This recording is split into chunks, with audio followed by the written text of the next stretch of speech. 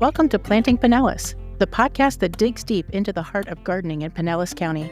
Presented by Master Gardener volunteers of the University of Florida Institute of Food and Agricultural Sciences. I'm Charlotte Vaughn. I'm Alan Shapiro. Whether you're a local looking to connect with your community or a visitor curious about your area's culture, conservation, and all things green, this is the place for you. Join us as we explore the people, places, projects, and of course plants that make Pinellas a thriving hub of sustainability, innovation, and natural beauty. From gardening tips to environmental initiatives, we've got the roots of Pinellas covered. So grab your gardening gloves and let's get started. Hi, welcome back to Planting Pinellas. It is February, and this month we have decided to do a very interesting topic, companion planting. And the reason that we're doing this in February, I think hopefully everybody can figure it out, Charlotte. I hope so. But it's all about Valentine's Day. Right. So some plants are just natural sweethearts. They are, and some are not. Yeah, that's true. Not everybody gets along with some personalities. So what is companion planting? What does it mean? How is it beneficial? I mean, we're going to get into all of that. I think that a lot of people have a concept of it, put this with that, and that it's just set in stone. You have your one soulmate and that's it. But it's not really a list of certain things to put side by side, although there are some elements of that. It's really a concept that's based on polyculture. So we know that monocultures are typically going to be problematic, and they're going to have some challenges that are going to require more intervention. So polyculture just means taking it from one to many, that we're creating a mixture of different plants that then, as they are cultivated together, that they help to reduce the need for pesticides. They help to support each other in different ways. So it incorporates elements of integrated pest management. It incorporates concepts that we would think of as crop rotation, soil health management, just plant diversity in general, that it reduces the pest pressure, it helps them to be more resilient, it supports the beneficials. So instead of relying on a certain pairing, like you're just going to put this with that every time, it really focuses on creating a balanced plant community. So they're using the space and the nutrients, and the timing even can be a big element of this and not have to do as much intervention. I think that a lot of people will think about marigolds. Right. That's like the gold one that you plant with everything, and it's going to keep the pests away. And it's a great one, but right. The big question is, like, how are you using it and how are you timing it? Because it's not like the cure-all for everything that some people have been led to believe that it is. And that's what I'm thinking, is that many people think that it's this cure-all, that we're going to use just this one, and it's not. And that's why I think what you're saying about polyculture, and that's right. The whole idea here, is that I don't think you have to sit there and consider, if I'm planting this, I have to plant this. It's not really about that either. Yeah. And some of what the controversy around companion planting is from people who try to quantify it and try to analyze it and say, where am I drawing the line to say that this is actively creating a difference? So is it actually making my plant healthier? Is it actually making a better harvest if I have, let's say, a produce from a plant? That tomatoes are one that are commonly mentioned with marigolds or even basil, that is there a difference in the size of my tomatoes, in the number of my tomatoes, in the length of my growing season, in the flavor? What is it actually doing for me? And there is not a one-size-fits-all answer, because there's a lot of elements. That, I think, is the important piece here. I hope everybody comes away with in listening to our podcast, is that it isn't a one-size-fits-all. But I think a lot of people think that. And there are some that I think that do work very well together.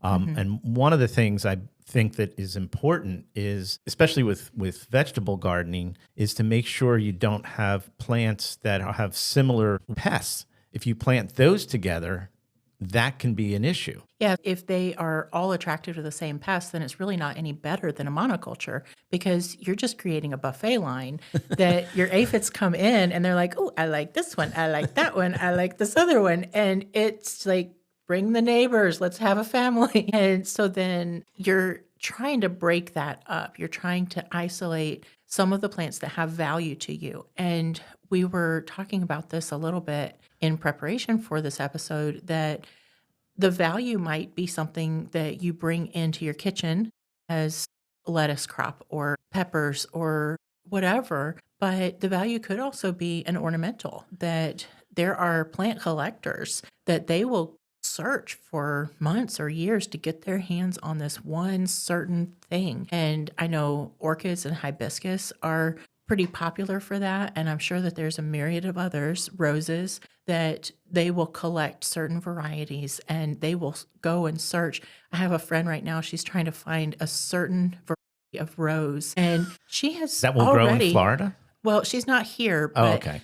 For her garden, it will grow in her zone, but it's just a very hard to find rose variety. And I know she's already spent at least 3 or 4 hours driving around to different places, and more hours than that calling around to different places trying to locate it, because she just wants that certain one in her collection. And great. And then once she gets it there, how do you protect it? How do you protect it? So many insects love. Yeah. So you put that value into it. Yeah.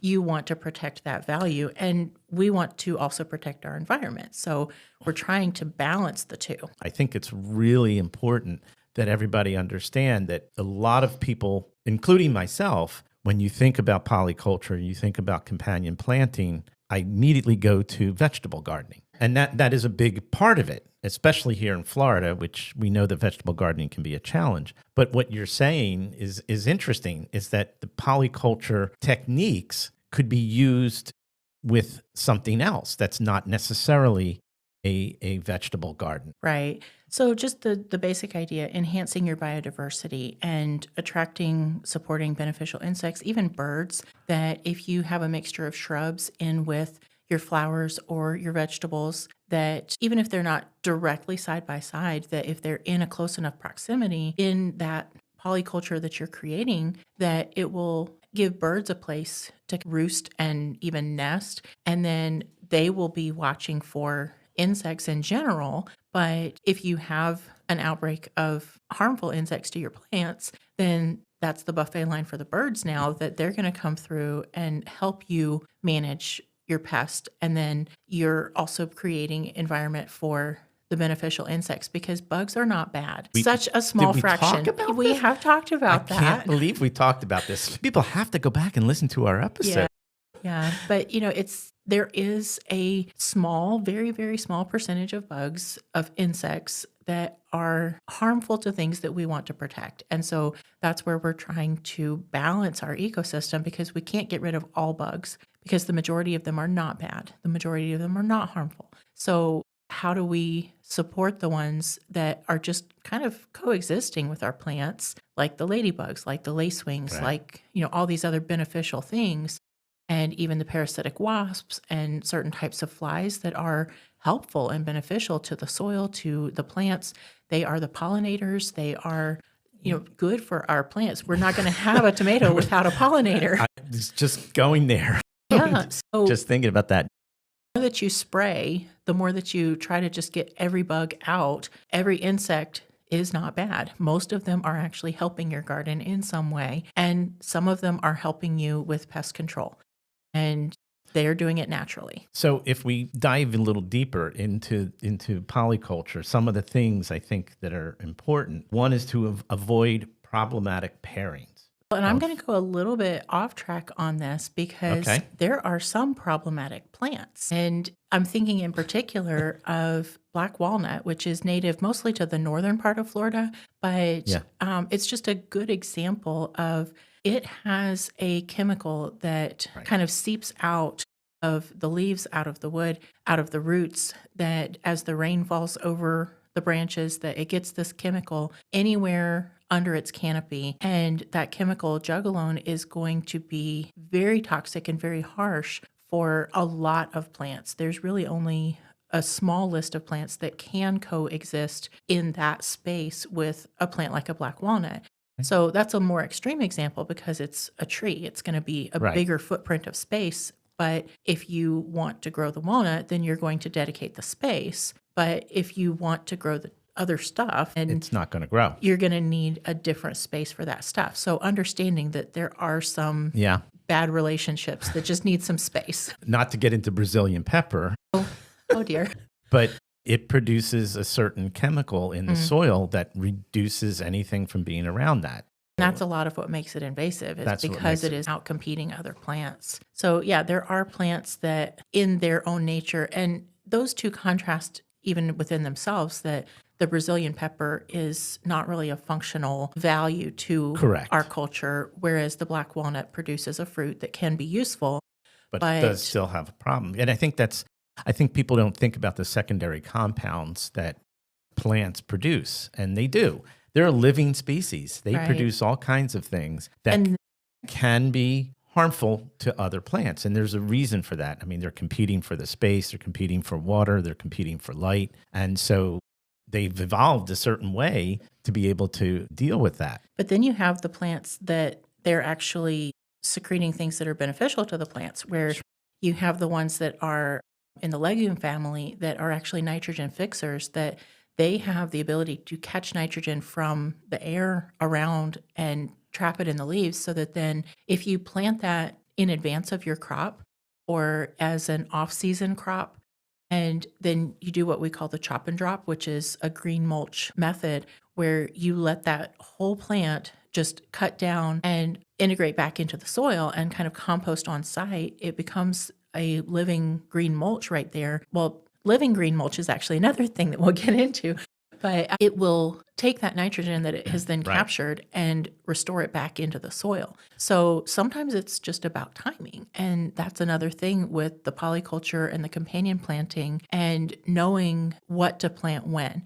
And I'm going to circle back to marigolds for a second, because one of the things that marigolds are known for is their ability to trap the root rot nematodes in their roots. And then it helps to keep that away from your other fruit crop kind of plants. And the problem is that the people who will say it just doesn't work are typically people with a shorter growing season. So you can't necessarily just plant them side by side and the nematodes will magically only touch the marigolds. What you end up needing to do, if you know that you have the certain kind of nematode that is attracted to the certain type of marigold that you use, you plant those first. You let them kind of uptake those nematodes, and then you pull the whole plant with its roots. And what you're doing is you're reducing the population so that then you immediately follow that crop with whatever your fruit plant is, whether it's a tomato or a cucumber or whatever, that could have been impacted and damaged by those nematodes, that now you've reduced the population to the point where your fruit is going to have a better chance of surviving before the population probably won't regenerates. Get rid of all of it. And I guess that's the other thing that everybody has to realize, is that polyculture is a great thing. It's just, it's not magic. Right. And I think that's what everybody wants. Everybody wants that, that one pill or that one spray, and it's everything is taken care of. But by doing that, and I think one of the other things you mentioned, which I think is important, is pulling those plants. So you don't want those plants to be there at the same time, so that they reduce what's there, and then you can go ahead and plant what you need. There are some others that you do keep them side by side, but rather than being a trap that becomes then removed, you're using it as an indicator. And one of the links that you shared with me was talking about putting roses next to a vineyard. So the roses are going to show the signs of powdery mildew sooner, so that then as you see that on the rose, you can deal with it more quickly. And maybe then you would apply some kind of a preventative treatment to your grapevines to try to protect them before that takes hold. And so it gives you an indication. And that's another thing where marigolds were also used in that context, that you kind of plant it in the perimeter or maybe the corners or edges of your vegetable bed or your flower bed, and you monitor them closely. And that's the thing. It's an active process that you're watching them for the signs of the pest, that then maybe they are highly attractive to a certain pest. And some people will downplay their use because it's like, well, you're encouraging the pest to come in to find that plant. No, you're encouraging them to go on a plant that you don't necessarily care about. It's a sacrifice. It's a You're sacrifice. willing to let that one go to protect the one that is more valuable to you. But as you're monitoring it and you're watching for it, when you see those indications of pest pressure, then you get more involved and you make sure that it stays limited, or that, I know notoriously for me, if I get aphids on a plant like my hibiscus, that it's an indication of an ant problem. So I will deal with the ants, and then I'll start seeing more ladybugs finding the aphids. And the problem is that the ants were protecting the aphids from the ladybugs. So the beneficial was having a counteractive effect from the ants, that if I can try to rebalance that, and I can't get rid of all the ants. This is Florida, but you can't. No. Right. It's reducing. Yeah. It's the whole reducing. I think one of the interesting things in researching all of this is what we're talking about are trap crops. And I found that to be an interesting concept. And essentially, it's crops or plants that attract pests from a desired plants, which is what we're talking about. And again, what you mentioned is important. But there's a couple key takeaways that I saw from this that are important. The first one, and we mentioned this a couple times already, it's not a silver bullet. It's not a silver bullet. It requires some planning, some knowledge, some pest behavior, and management intensiveness. In other words, as you just mentioned, watching what's going on. The other thing with trap crops is it reduces chemicals, and then it will help the beneficials, especially when it comes to vegetable gardening. If you're going to use these trap crops, is to make sure you plant those a few months before you're ready to plant whatever vegetable you want. It's going to attract those pests, and you're monitoring what's there, but you don't want them around when you start planting, so you take them away. Right. And that's another thing of the seasonality of our gardening, that we have the option to extend our growing season quite a lot. So there are things that right now we can be planting. January is typically the coldest month that we have, but then moving into February, we really don't get freezing weather here. The likelihood of it is like the 1 in 100 or maybe even more. But just for practical purposes, I saw a map this week from, I want to say it was the Weather Service, that it had all of Pinellas County up to at least Palm Harbor area, saying that it just doesn't freeze. No, but not then anymore. Those upper ranges, that maybe there would be a slight chance of occasional frost. So that's a difference. But that's not going to hurt as many plants. I mean, it could hurt some if they're the tropical sensitive things. as many. Yeah, so in general, our climate is mainly tropical at this point. When you look at the maps, it still shows Pinellas as part of Central Florida geographically, but really looking at the planting zones and just the conditions that we have, the average temperatures, that we want to lean towards the South Florida recommendations, because our county now is zone 10. It's not a zone 9 anymore. So it really is acting more like South Florida has for a long time. And we need to accommodate that. We need to compensate for the humidity, to be prepared for the heat, and make sure that our garden is supported through that. Because stress is the worst thing for your garden, that the more stress that your plants are under, the more susceptible they are to pest pressure. And the pests will come in and kind of overtake a plant if they kick them while they're down. And they really do go after in a stronger way once they're already weakened, that the plant doesn't have its own natural defenses to recover as well from that. And then you know what happens? A lot of people will go out and find an herbicide or some pesticide and will try to use that. And we really don't want you to do that. Yeah.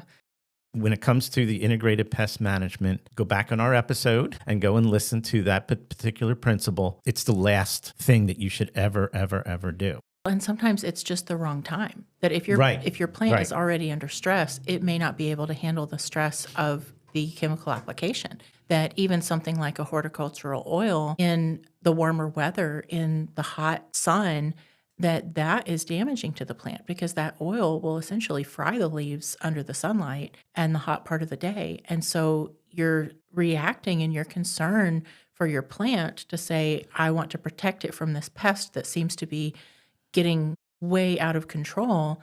And you put this treatment on it, and the treatment creates a problem of its own. So we're not saying that there's never a time and a place, but you need Correct. to use the right thing at the right time in the right place. And that is something that is really going to be plant specific. So we can't tell you this is how, but we can definitely take a case by case if you come into the help desk and, really look at your particular situation. Yeah, and that's a good point. Again, going back to the extension service and the resources and the availability of the help desk, they don't have to come. Yeah. You don't have to come onto Ulmerton Road, and Right. It's not required. There is an email that you can send information into. There's a phone call. If you're in mid-county, then Ulmerton, Largo area might be convenient for you. But if you're in North County, you can go up to the plant clinics at Folly Farm. Or you in can South go County. to the ones at South County. And Boyd Hill. Right, yeah. Yeah. So you just check with the extension. And again, just give us a call, give us an email, and look It's on the a website. free resource. These things are just readily available. And this is access to leading scientists in our country and really throughout our country and outside of the U.S. as well, that it's a network extending that impact of the university, scientific services, down to our local extension offices, out to you as our Pinellas County residents. So I think it would be interesting to give out maybe some of these plants that would go together. So for example, basil near tomatoes. So if you were going to do some plant pairings, that can repel hornworms and trips as one example. I mean, there's lots and lots and lots of examples. And even garlic with tomatoes can help to repel the red spider mites. So there's a lot of things that are good companion plants are aromatics. And they talk about how it, in a sense, distracts the receptors of the pest from finding their favorite foods. So if you have ever experienced a marigold, that fragrance is very noticeable, but it's not sweet like your favorite rose. It's a kind of a pungent aromatic. And so it does create an environment that some science research will say that it is actually distracting the pest from finding the better plant. And again, not a silver bullet. I mean, you still may lose some plants to some of these pests, but the idea is and the intention is to reduce that by having these companion plantings, by setting the timing, planting plants that work well together. Mm-hmm. All of that is to reduce this and also to help the beneficial insects and the pollinators to come in and to make sure that we actually have some fruit. Yeah, because you need the pollinators to already be looking for the flowers as soon as they start to open up. So if you have other flowers that bloom sooner, like a cool weather flower, that then once your spring vegetables start to put out their flowers, that the pollinators are already active in your garden looking for sources of their food, which then contributes to the production of your food. An interesting one for this time of year, you can have some success with brassicas like broccoli if you plant them in the cooler months. So hopefully you've already started them in December or January. If not, then definitely February at the latest would be the time to kind of get that going. But if you plant other herbs around it, things like mint or dill, even rosemary, that's another aromatic effect. But you want to be careful about other brassicas being nearby, such as mustard greens, that if you plant those too close together, that they will cross-pollinate with each other because they're all in the same family. So then you end up with all greens on your broccoli because it's now kind of reverted more towards the mustard phase. And I mean, ultimately, you don't want your broccoli to get to the point of flowering because that's where it's bolted and it will start to set seed. But even so, just having them, they are competing for resources. They are related, so they are susceptible to the same kind of pests. Now, it's interesting you brought up flowering because one of the other things in researching for this episode was allowing certain herbs to go to flowering. Yes. And that's, I always thought, no, we don't want anything to go to flowering because we want to use it. But that is actually a benefit of companion planting. Right. And something that should happen. And the reason for that is the pollinators. Yeah. So it helps to attract the pollinators to come in. And then those pollinators would hopefully then pollinate your other vegetables. Herbs are actually host plants for some types of beneficial wasps and also butterflies. That dill is a host plant and fennel is a host plant. That there are multiple types of herbs that you can put into your garden that are not just attractive for their flowers. The flowers have an added benefit, but the plant itself will host the next generation of those pollinators.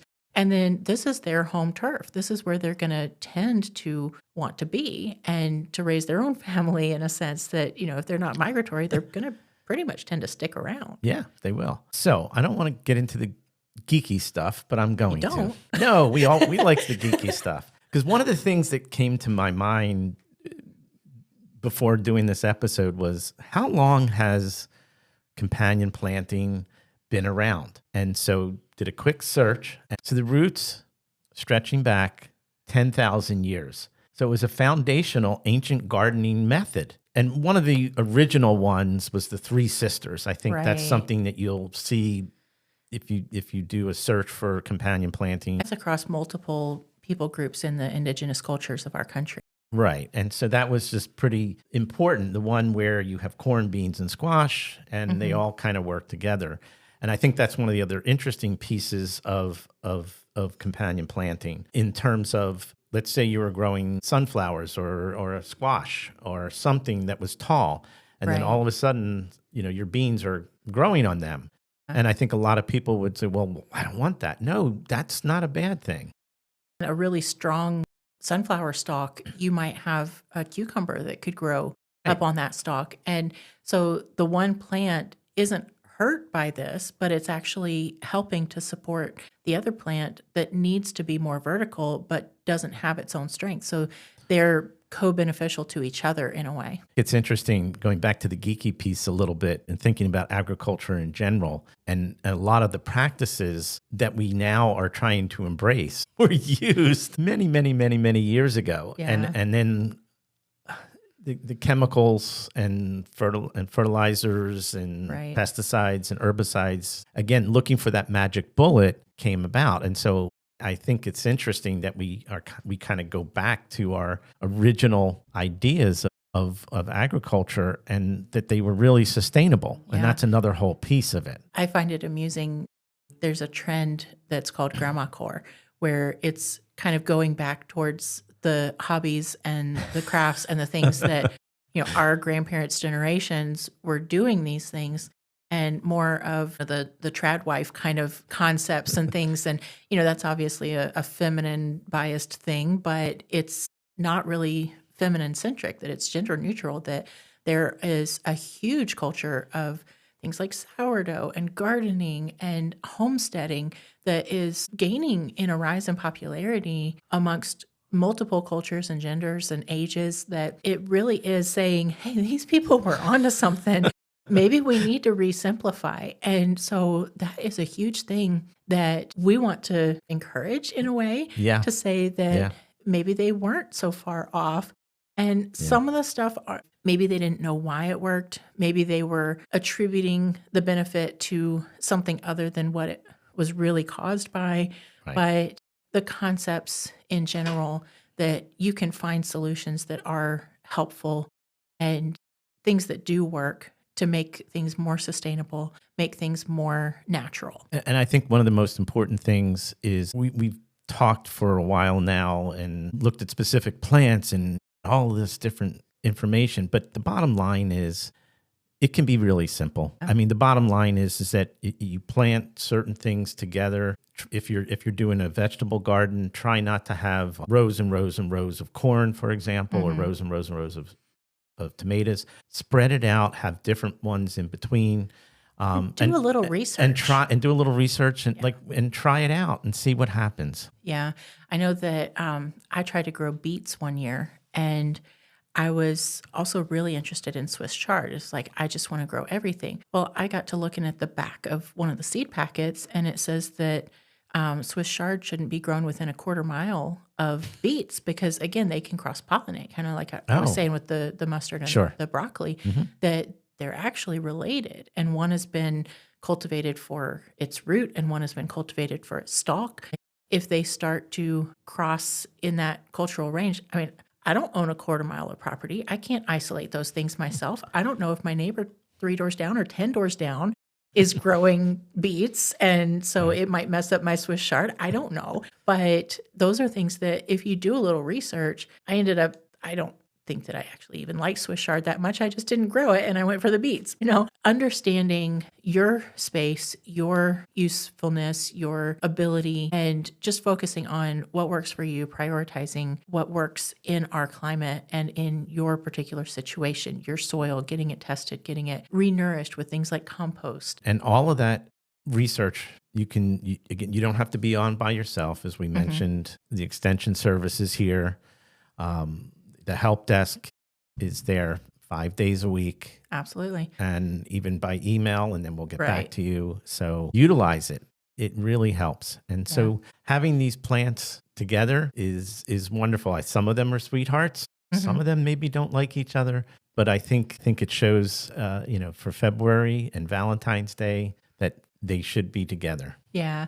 And just creating that kind of homey family with that polyculture, that you've got the combination of different kinds of flowers, different kinds of fruiting plants, whether it's peppers and tomatoes or guava and grapes or passion fruit or whatever it is, that you're creating an ecosystem that is a little bit more self-sustaining, that polyculture is supportive of the whole environment in your area and in the greater area beyond. So I guess that brings us to our part of our podcast where we talk about this month and what we should be doing, what can be planting. So some of the things when it comes to your lawn, you should think about fertilizing if you're going to have turf grass this time of year. But make sure there's very little phosphorus. Yeah, and you're not supposed to apply phosphorus at all because our soil is just naturally rich in it. Yeah. So if you have a plant that has a high phosphorus need, you can get a soil test to document that it has depleted your soil. But without that, basically you have to have a permit to apply phosphorus in our county. So what about shrubs and palms? Same thing, fertilizing, looking for fertilizing your palms. What should we do about pests this time of year? Well, just keep watching and keep looking. That's our normal thing, maintenance, right? Yeah, if you've got those trap crops or those indicator crops that you're keeping a special attention focused on them and watching for things like white flies.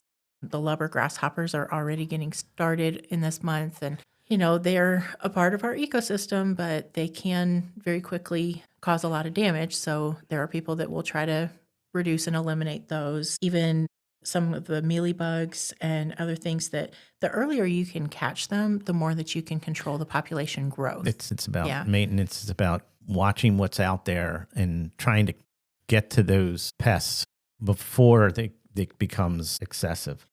And with trees, there are some fruit trees that this is a good time of year to apply a copper fungicide if needed, and that you can help control the growth of a fungus on something like a mango or an avocado, where it will be less susceptible to damage from the humidity, generating fungus and things over our summer season. And speaking of our summer season, with the rain and the storms, it's going to go there. But if you try to hire an arborist in June, they're going to be slammed. So this really is a good time. This is the time to get your trees pruned if they need for it. hurricane season. I don't want to mention the H word. You went there. But yeah, this is the time. And if you want to find an arborist, there's a great site, treesaregood.org. Go to that site and you can find a certified arborist. That's what's important here. ISA certified is absolutely what you want around here. And again, with the irrigation, this is our dry season, and yet it's cooler weather. So we really don't need the irrigation running all the time, especially not at 4 p.m. And many of your plants are a little more in a dormancy stage still. So let them do that, because you're actually going to be encouraging pests and issues and diseases in your plants if you're overwatering them. You're stressing them by overwatering them. Let them take a break. But it is an appropriate time potentially to apply some fertilizer. So in the cooler months, and when it's not about to rain, that you're going to have time for that fertilizer to actually absorb into the soil where you want it, rather than running off into our stormwater systems. So again, soil testing, knowing what you need, where you need it, how much. The label is the law. Follow all of those things. Re-listen to last season. Go back to our last season. And speaking of that, honestly, just a little side note, this is our 12th episode. We will be having our 1-year anniversary in March. So I'm super excited about that, but more to come there. So for now, what do we plant? We are ready to grow. We have a lot of flowers that we can be planting now. Things for full sun would be alyssum, begonia, albrecoa, delphinium, strawflower, milkweed. This is a good plant to get started. Side note, tropical milkweed has been upgraded as a Category 2 invasive. So please don't plant that one. And really encourage your growers to pick native varieties. And the best way to encourage a business is with your dollars. Don't spend the money on something that shouldn't be here, but instead request and buy and plant the ones that are good for our area, which would be like the swamp milkweeds and the other, just the native ones. Just any kind of a native milkweed is going to be good for our butterfly populations. A good time of year if you're thinking about replacing some of your grass with some drought-tolerant ground covers. This would be a good time to go ahead and start planting some of those. And while the grass is dormant, it's actually a lot easier to remove the parts that you don't want. I'm working on another space where I just take a few feet at a time and I make a plan. I get some things that I want to plant instead because empty space is just going to tend to fill up with weeds. Yeah. So like decide what you want to do with it. Dig out a little patch and put something else in there that's better and set it up with micro irrigation if you can, because when you're planting ornamentals and shrubs, you can use the micro irrigation there, whereas you're not allowed to use it on a turf lawn. You need to get established. Yeah, it's a great way to conserve resources, but also plant better things at a time where they can get settled in before. And with less humidity, you're out there longer. And that's something actually that I'm planning to do. I have a couple areas where I'm going to start digging out and start planting what I want in those areas and reducing the turf grass that I have in my yard. So this is a good time of year for that. And something that we didn't really mention earlier, but you can actually use turf replacement type ground covers as a living mulch for some of your plants in that companion concept, and say that the sunshine mimosa or certain others that are not too aggressive, that they're not going to compete with your vegetables or other things, that if you plant some low growing, shallow root type of ground cover plants around and in between your other garden plants, that they can help to minimize erosion, minimize evaporation, and also to help restore some nutrients into the soil. They help even with soil compaction, that it's going to tend to aerate the soil just by having those roots going through it. It's a living mulch, which we talked about again back on an episode on mulching, and that is a real good benefit. That's also shows up about with companion planting. Yeah, and then some of the things that we can still be planting for our vegetable gardens right now are some of the cool season crops. Again, the lettuce, even endive and kohlrabi, some of those that they will not do as well in the heat. There's some varieties that can last through majority of our summer, but that they really thrive in the cooler weather. Are there some things we should be like, this is the last month that we should be planting this stuff because we're getting closer and closer to our humidity? Yeah, anything that really needs that cooler weather. So look at the seed to harvest timeline, because a lot of these fruiting crops are going to have a date number that it'll say it's 45 days or it's 95 days or it's 200 days or whatever. You got to really look at that and think about when you're planting and when that harvest would happen. Exactly. But you can also use that to your advantage to get a head start on things that they need the warmth, maybe an okra, a tomato, a pepper, that you can start the seeds indoors now and protect them.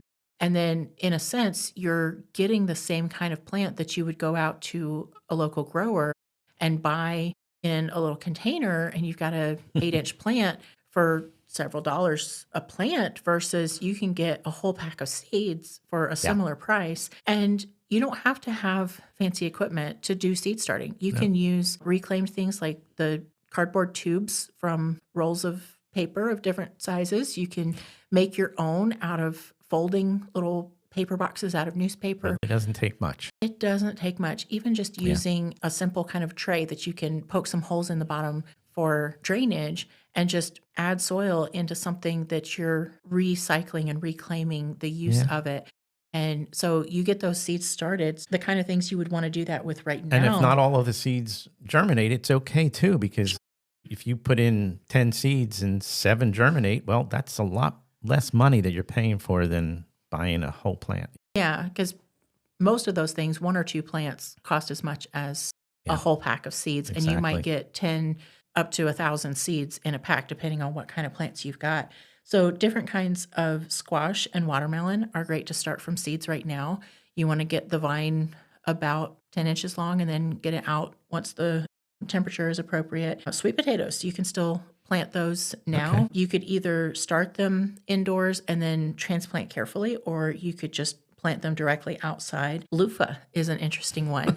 And loofah is actually edible. It's kind of like a cucumber. I know It's that very we can grow young. loofah here. Yeah, absolutely. It's like a cucumber or a squash that you need a very supportive trellis, because depending on the variety, they can get quite large and long vines. So I planted some just a couple weeks ago, and I've got it on, I guess it's about a 12-foot. The trellis itself is maybe 8 feet wide, but it's 5 feet high. So that would be more like 16 feet, I think. But it's got all that space to grow up and over. And then if you let it mature, then you can harvest those loofah plants. And there's a process that you can look up where you remove the outer skin, and then you can make a compostable, like a dishcloth, a scrubber kind of thing, or a shower scrubber kind of whatever, that you can use it for so many different varieties. And you can actually use it in your gardening as well, because it's a completely natural compostable thing.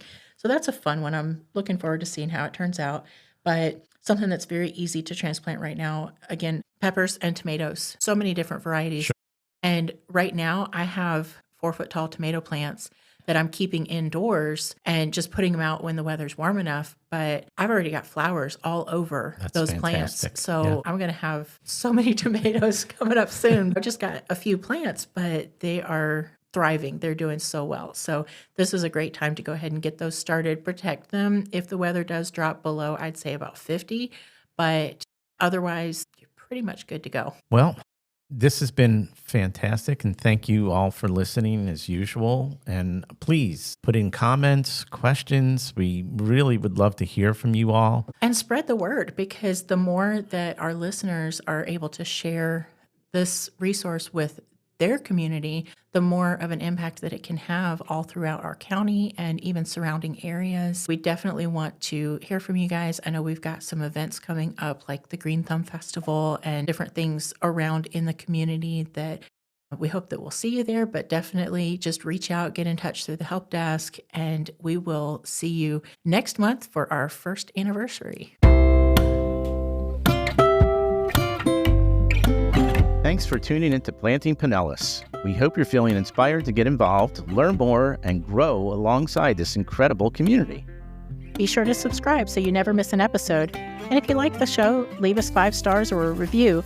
And don't forget to share with fellow plant lovers. Until next time, keep planting, keep growing, and keep making Pinellas County a place to thrive. This podcast is brought to you by the University of Florida's Institute of Food and Agricultural Sciences Extension in Pinellas County, Florida, an equal opportunity institution.